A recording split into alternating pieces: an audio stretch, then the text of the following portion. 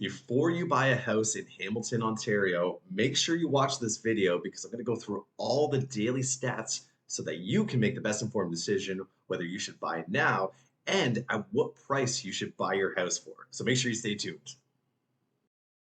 What's going on? Cody back again with Confidence Realty. And today I'm going to be going through the stats for Hamilton, Ontario, so that you can make the best informed decision for you when it comes to buying in the real estate market. I'm going to be going over all the stats, resale, and also rentals. And I'm going to be pulling data on a daily basis. Now, what's really unique about the system that we have now is normally we'd only be able to pull stats as soon as the month prior is released. And then we kind of look back and go, oh, shoot, well, that's what the real estate market was doing. And I overpaid for my house. But what we've gone in and done is we've actually been pulling data on a daily basis so that we can help our clients and our investors make the best informed decision because the more information we have, the better decisions that we can make. So make sure you stay tuned for the whole video because you guys are going to be really surprised of what we see on a day-to-day basis in the Hamilton market and what we're seeing in the resale market and let alone the rental market as well. So let's dive a little bit deeper into it so you guys know what's going on in the market aside from all the news.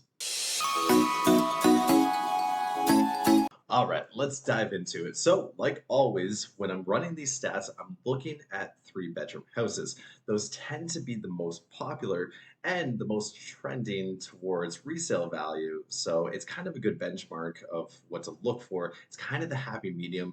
Yes, you do have two bedrooms and four bedrooms and five bedrooms, but we're going to look at listings because that at three, sorry, we're going to be looking at three-bedroom houses so that we can get a really good trailing average of what the entire market is doing. So let's take a look. You can see, so here's the Hamilton market on a graph. So what I haven't explained in previous videos is this blue line right here is the benchmark that we normally see as realtors without pulling daily data.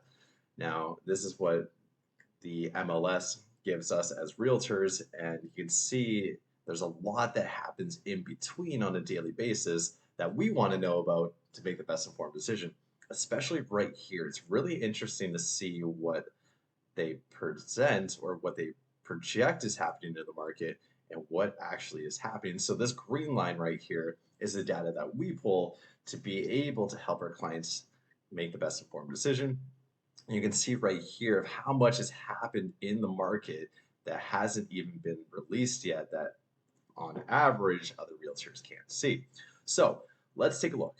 What we're seeing right now is a slight uptick in average price points in Hamilton. So you guys can see that that average price point back in 5 days ago as I shoot this video was 894,000 and now it has jumped up to 887. We had a peak over here, which is surprising actually, back in July of 962,000. And let's see here. We had somewhat of a low, which again normalized.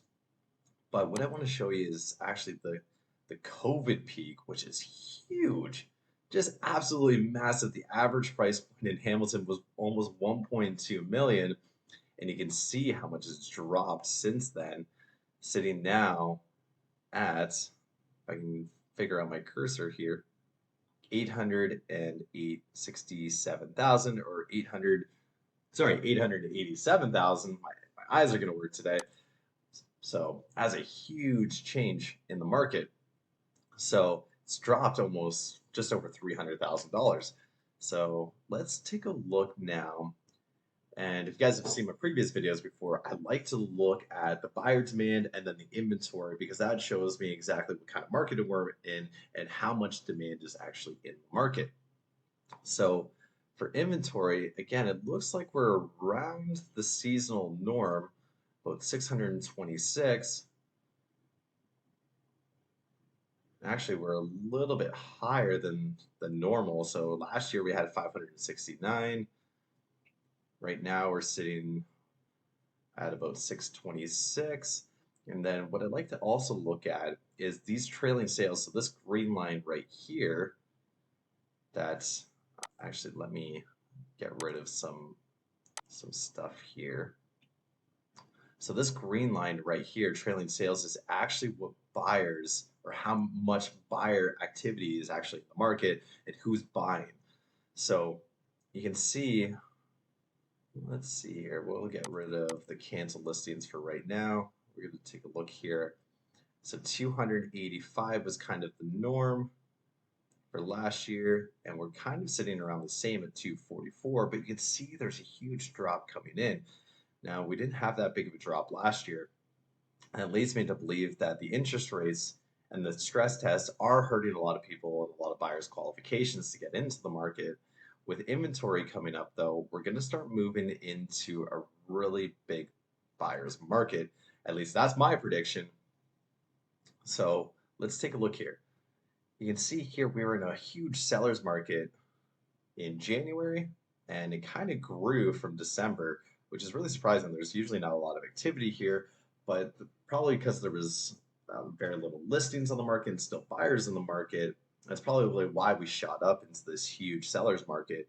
And you can kind of see it came down, came back up, but now it's starting to trend massively into a buyer's market. And you can see it's trailing and trending downwards into 38% sales to new listing ratio. Okay, so remember we're in a buyer's market at 887. Now let's take a look and see what the rental market is doing and see if there's any kind of correlation that we can find. So rental market, again, we're going to do 3-bedroom uppers. I'm going to get rid of this 2-bedroom upper because honestly, we're not even going to look at 2 bedrooms. We're just going to stick strictly with the 3-bedroom upper and 1 and 2-bedroom lower apartments. And again, if you guys haven't seen any of my old or previous videos on these stats, the reason why we tend to look at 3-bedroom uppers and 1 and 2-bedroom lowers is because a lot of the demand, especially right now, is for these 3-bedroom houses, whether they're going to be duplexed or not. That's kind of the good benchmark that we see because there's a lot of 3-bedroom houses that were built back in 40, 50, 60, 70 years. That was kind of the norm, if you want to say. So it's a really good benchmark to put together. The reason why we look at the rental market, whether you're an investor or not, gives you a really good idea of what's happening in the market. So if you see that there's a huge trend of rentals increasing, the number of listings of rentals coming up, it means that the market buyers are either staying in their rental or staying in their houses, or they're getting pushed out and going into the rental market because they're forced and can't afford to buy a house because the interest rates and stress tests are so high that people have actually been priced out of the market, not necessarily because of the price of houses, but because they can't qualify because of the higher interest rates. So, but if you're an investor, this is also really good information because it can let you know, well, what you have to pay for your house and what your rents could be and what distribution you sit in and how you can push those rents even higher to be able to get more cash flow. And if you guys want, I can make a separate video just strictly on investors or just strictly on home buyers. If you guys want me to separate the two into different stat videos, happy to do so. Just throw comments in down below. So Hamilton, Ontario market for rentals. We're going to be looking, let's see what 3 bedrooms are doing here. So 3 bedrooms are sitting at around 2,600. It looks like it dropped off a little bit here in March, 2,400. But if you look back here, wow, in about 2 years, it's gone from 2,145 to 2,600. That's actually a huge jump in the market. Okay, so what else are we looking at here? Actually, sorry, let's take a look here. So when prices were really high, actually, which was around the peak of here, 2021, you can see it hit a rental spike here when the prices were really high because people are probably like, nope, I'm not getting into the market. The hell with that. I'm just going to go rent. So you saw probably, it looks like you saw a huge demand here. And then it started tapering off as prices started dropping. People got more confident into the market and people started buying again. You saw a huge dip here again where we saw that those margins start to dip. The prices started to come down. So you saw another dip here. People got more into the market, less into rentals, and now you're seeing the uptick again because people are getting priced out of the market. So three bedrooms are upticking, lower two bedrooms at a staggering almost 2,000 a month. That's incredible. One bedrooms are sitting at almost 1,600. And now the distribution here, the majority of the market for an upper three bedroom is sitting at 2,400, but you can see there's a lot of healthy distribution actually in the 26, 2,800 range. And I'm seeing a pretty good distribution of 3,000 and 3,200. What this tells me is that the market is trending to this right hand side compared to the left hand side, which means for investors, you can actually be able to push the rents a little bit higher depending on obviously location and finishes of the property. But you can conservatively get $2,400 because this is where the majority of the market is sitting. Now, for homeowners or other investors who are looking maybe to house hack, we're going to look at lower bedrooms, one bedroom and two bedroom units, and see if there's any kind of premium between the one and two bedrooms that make it worthwhile to push another bedroom into your basement unit. So let's take a look. The major distribution for a lower one bedroom is 1,600 a month. Looks like we have some lower distribution at 12 and 1,400, which actually I'm really surprised to see in Hamilton. This does depend greatly on condition and location, but surprised to see how low they actually are. We even have some at 800 a month, which I've never seen in Hamilton. If you guys have seen a lower one bedroom unit for $800 a month, please toss it in the comments below. I need to see that. Okay, what else do we have here? So lower one bedrooms. Wow. Okay, I was not expecting this. That's a, that's crazy. So 1,800 a month for a lower one bedroom. People are actually paying 2,000 a month for a lower one bedroom. I'd be curious really to see what those listings and what those units look like. And that's a feature that we're going to start working towards. We're going to be able to click on here. We're going to be able to see the listings of all the information that's getting pulled so that I can show you guys exactly what those listings look like and how you can do the exact same as these people are. So, okay, so we'll say the majority is 1,600. Lower two bedrooms, the majority is, wow, $2,000 a month. So you put a second bedroom in your apartment, you get an extra $400 a month in cash flow. Distribution is kind of more to the left than to the right. Seeing 1,800 and 1,600, but I'd like to see this where the majority is $2,000 a month. And I see rents getting pushed to 2,200 and slightly to 2,400. If I was running numbers, I would run more at the 22,000 mark. This is where the majority of the market is sitting. In my opinion, to be able to frame out another bedroom and get an extra $400 a month, well worth it. I mean, the cost to frame out another bedroom is honestly peanuts. You're probably, if you pay a contractor to do it, you might be an extra, let's say, $1,500 to $2,000. It's just more, lumber, drywall, and a little bit of electrical. To get an extra $4,800 a year in gross cash flow, that is well worth it. Okay, so let's look at that.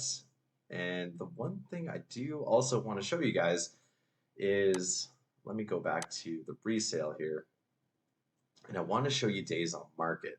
So days on market is going to be a really good sign of how much activity is in the market and how fast things are going. So if you're buying a house and you want to know, well, is this house going to sell right away or do I have time to sit and maybe negotiate while they sit more on the market? We have an average of 22 days on market. You can see there's a little bit of a dip here. We kind of sat more into a seller's market here as it started dropping down. Obviously, more buyers, more pent up demand, so things move quicker. But you can see here in the slower months, December and January, that there was actually a lot higher days on market. And again, the price is sitting at 8.8. So, guys, that's it for today. And for some reason, my nose just does not want to stop itching. I need to get over this sickness. It is absolutely killing me. But that's it for today's video. If you guys want to know more, make sure you drop all your questions in the comments below. That's the stats for the Hamilton, Ontario market right now. If you guys are looking at getting into the market, these are great stats that you should always be looking at because it gives you a really good idea of what's happening on a day-to-day basis and what the psychology is, especially for sellers and for you as buyers, and what's going on in the market and the rental market. So the more information, the better. One thing to keep in mind, just make sure that you're always running your numbers conservatively and you know exactly what's going on with the market. Whether you're buying a single family house for you and your family to move into, or just for yourself to move into, or if you're looking at buying an investment property, make sure you run the numbers and know the market. So, guys, that's it. My name is Cody Smith with Confidence Realty. If you have any questions, shoot me a message or put it in the comments below. And as always, we'll see you guys in the next video.